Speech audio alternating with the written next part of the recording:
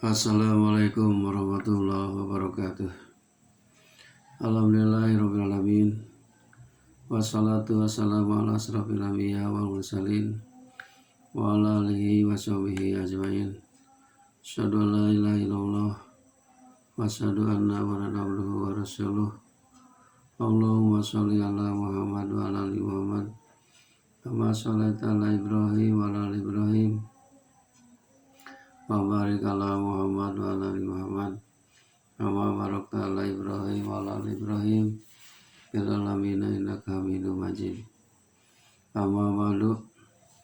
Ya ayyuhal hadirun ittaqullaha haqqa tuqatih wa la tamutunna illa wa antum muslimun. Wa qala Allah ta'ala fil Qur'anil Karim. A'udzu billahi minasy syaithanir rajim. Bismillahirrahmanirrahim. I'malu ala makanatikum inni 'amilun. Shadaqallahul adzim. Saudara-saudaraku yang dirahmati Allah SWT, alhamdulillah pada saat ini kita masih diberi nikmat oleh Allah, nikmat jasmani, nikmat rohani, dan nikmat rezeki. Mudah-mudahan segala macam nikmat yang telah Allah berikan kepada kita bisa mensyukurinya. Amin ya Allah ya Rabbal alamin. Salawat serta salam mudah-mudahan dilimpahkan kepada Junanul Habibana Nabiyina Muhammad SAW, juga kepada keluarganya, para sahabatnya, dan tidak lupa kepada kita sebagai umatnya. Amin ya Allah ya Rabbal alamin. Saudara-saudaraku yang dimuliakan Allah SWT, dalam mukadimah tadi saya bacakan ayat suci Al-Quran surat Az-Zumar ayat 39. A'udzu billahi minasyaitonir rajim. Bismillahirrahmanirrahim. I'malu ala makanatikum inni 'amilun. Beramallah, bekerjalah kalian menurut proporsi masing-masing, sebab aku juga bekerja. Ayat ini menyatakan kepada kita bahwa memang di dunia ini harus beramal, harus bekerja, harus usaha. Bukannya dalam saat ini saya sampaikan melalui kitab Tanbihul Ghafilin bab 4, yaitu yang berhubungan dengan nafkah untuk keluarga,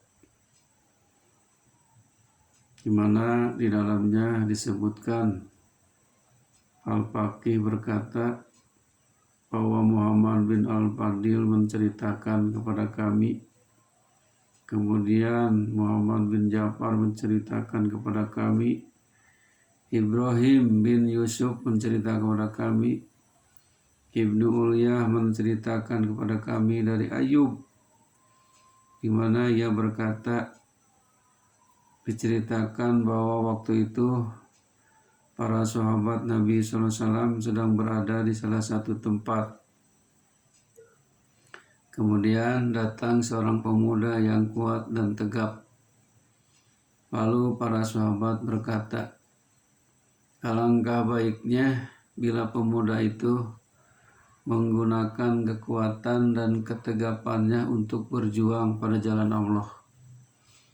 Nabi SAW mendengar perkataan mereka itu lantas bersabda, au ma fi sabilillahi illa kullu man qatala au goja man sa'a ala nafsihi liyu'ibbaha bahwa fi sabilillah wa man sa'a ala walidayhi liyu'ibbahuma bahwa fi sabilillah wa man sa'a ala iyalihi liyu'ibbahum bahwa fi sabilillah wa man sa'a mukasiran bahwa fi sabilis syaitan.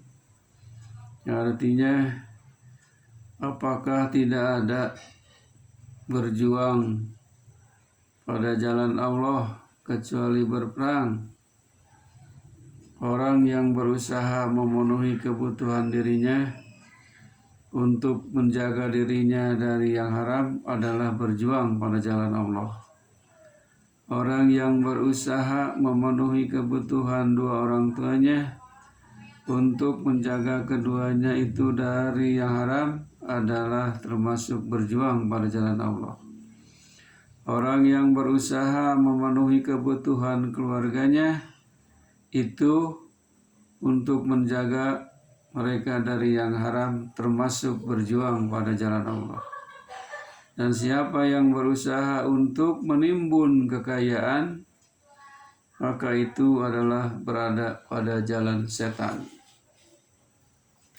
Kemudian Rasulullah bersabda, Abdalul dinari dinaru yunfikuhur rajulu ala iyalihi wa dinaru yunfikuhur rajulu ala dabbatihi fisabilillah wa dinaru yunfikuhu ala sahabihi fisabilillah.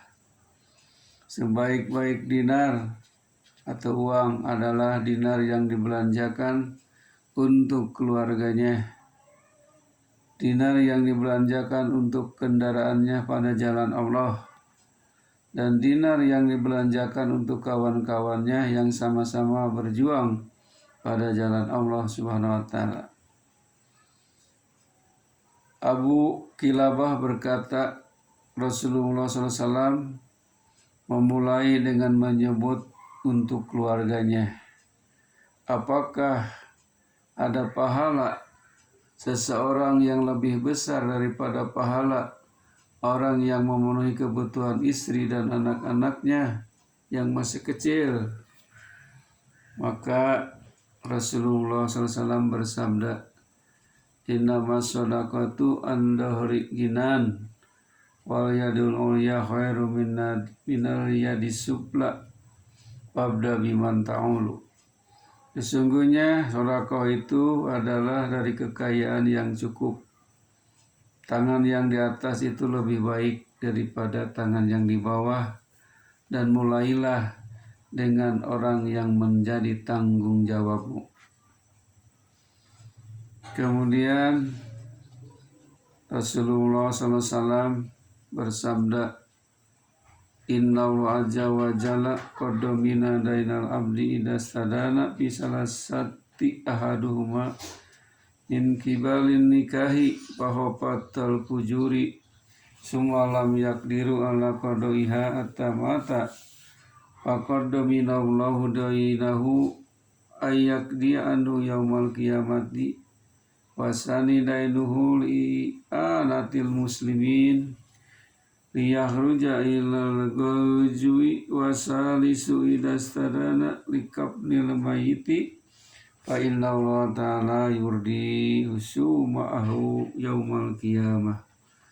Yang artinya, sesungguhnya Allah yang maha mulia lagi maha agung telah menjamin hutang seseorang hamba yang berhutang karena 3 hal.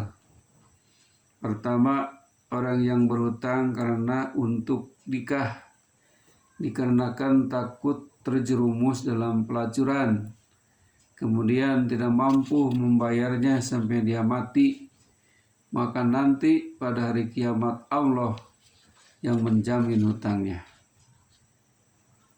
Yang kedua, orang yang berhutang dikarenakan membantu kaum muslimin untuk keluar ke peperangan atau jihad fisabilillah.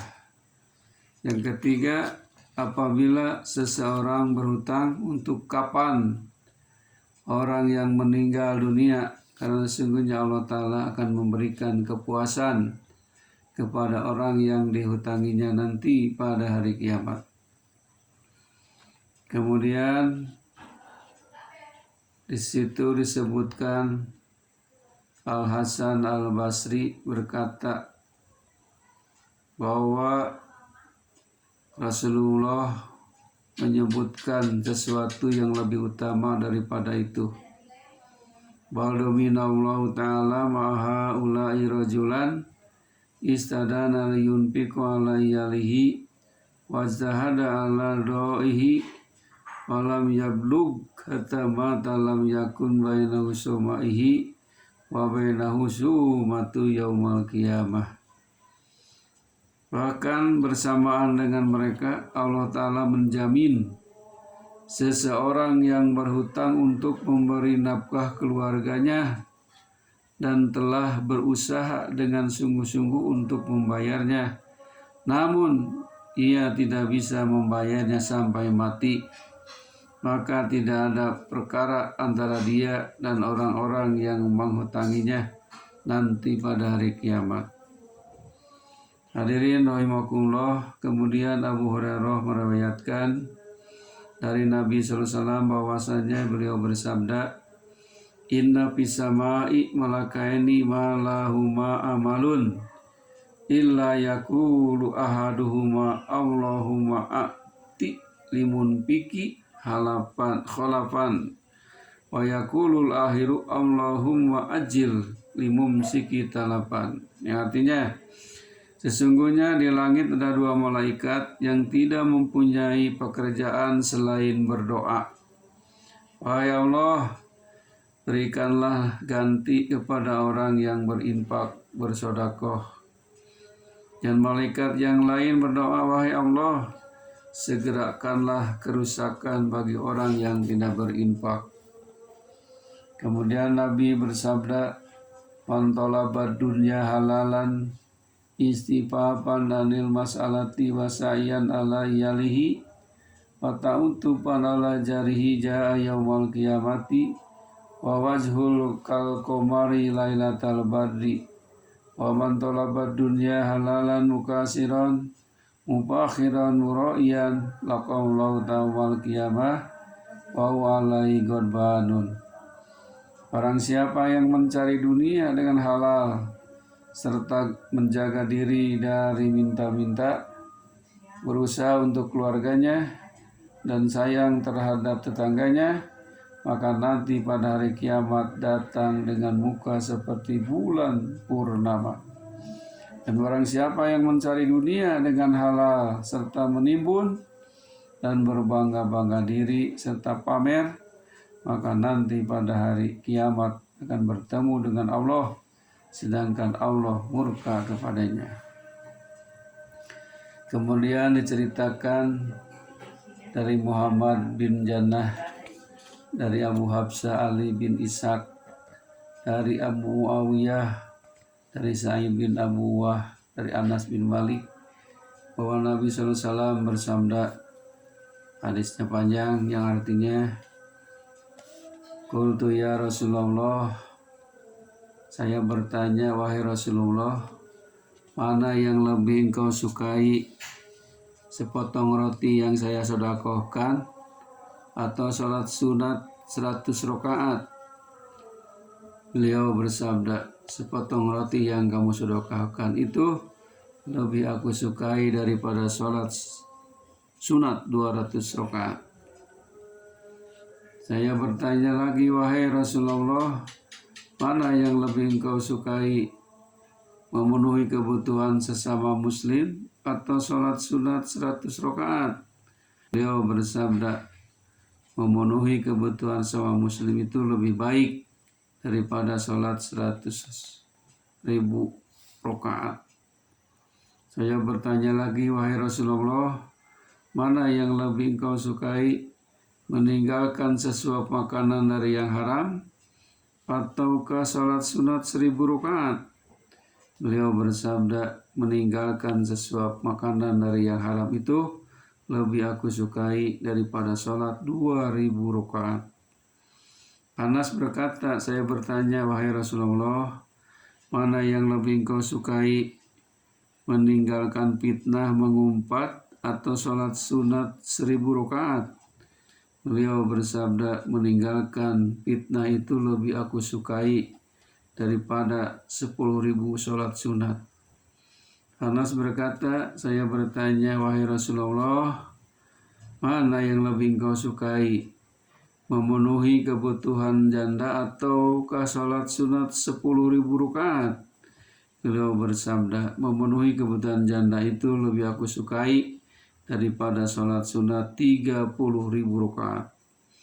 Anas berkata, saya bertanya, wahai Rasulullah, mana yang lebih engkau sukai, duduk bersama keluarga ataukah duduk di masjid? Beliau bersabda, duduk sesaat bersama keluarga itu lebih aku sukai daripada itikaf di masjid ini. Anas berkata dan bertanya, wahai Rasulullah, mana yang lebih engkau sukai, memberi belanja keluarga ataukah infak pada jalan Allah? Beliau bersabda, 1 dirham yang dibelanjakan oleh seorang untuk keluarganya itu lebih aku sukai daripada 1000 dinar yang ia infakkan pada jalan Allah. Anas berkata lagi, saya bertanya, wahai Rasulullah, mana yang lebih engkau sukai, berbakti kepada kedua orang tua atau ibadah 1000 tahun? Beliau bersabda, wahai Anas, yang benar telah datang dan yang batil telah lenyap. Karena sesungguhnya yang batil itu adalah sesuatu yang tentu lenyap. Maka berbakti kepada orang tua itu lebih aku sukai daripada ibadah 2 juta tahun. Hadirin rahimakumullah, itulah dialog antara Rasulullah bersama sahabat. Berbagai macam pertanyaan langsung oleh Rasul dijawab. Kemudian Rasul melanjutkan hadis yang lain yang artinya Rasulullah SAW memberikan perumpamaan dunia kepada kami. Doroba lana Rasulullah SAW masalud dunia kamasali arba'ati rijalin. Perumpamaannya bagaikan 4 orang. Yang pertama, seseorang yang diberi Allah ilmu dan harta dari Allah. Kemudian ia beramal dengan ilmu dan hartanya. Yang kedua, seseorang yang diberi oleh Allah ilmu tetapi tidak diberi harta. Kemudian ia berkata, seandainya Allah memberi harta kepadaku seperti harta yang diberikan kepada si fulan, niscaya dengan harta itu aku akan beramal sebagaimana si fulan beramal dengannya. Maka kedua orang itu, fulan dan orang yang tidak diberi harta itu, mendapat pahala yang sama. Yang ketiga, seseorang yang diberi Allah harta tetapi tidak diberi ilmu, sedangkan ia tidak memenuhi haknya dan tidak membelanjakannya dalam kebatilan. Yang keempat, seseorang yang tidak diberi harta dan tidak pula diberi ilmu, lantas ia berkata, seandainya Allah memberikan kepadaku sebagaimana apa yang diberikan kepada fulan, niscaya aku akan berbuat seperti apa yang diperbuat si fulan. Maka kedua orang itu mendapat dosa yang sama. Hadirin rahimakumullah, mudah-mudahan hadis dari Rasulullah SAW ini menjadi ibrah dan tadkirah bagi kita semuanya. Jadi masalah nafkah untuk keluarga, usaha adalah merupakan kewajiban sebagai manusia berikhtiar untuk mencari rezeki. Rezeki dicari, rezeki dijemput, dan rezeki yang datang tidak diduga-duga yang ditentukan oleh Allah SWT.